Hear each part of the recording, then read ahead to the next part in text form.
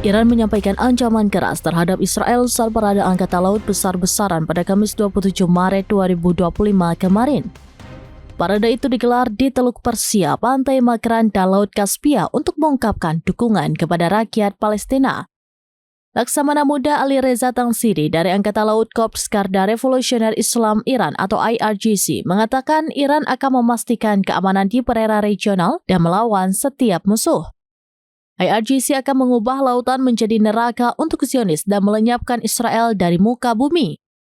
Dia menyebut Israel terancam terkepung atau tidak punya jalan untuk kabur. Hal itu menegaskan komitmen Iran mengamankan keamanan Teluk Persia, Laut Oman, dan perairan utara. Tangsiri berujar mobilisasi Angkatan Laut Iran merupakan simbol perlawanan.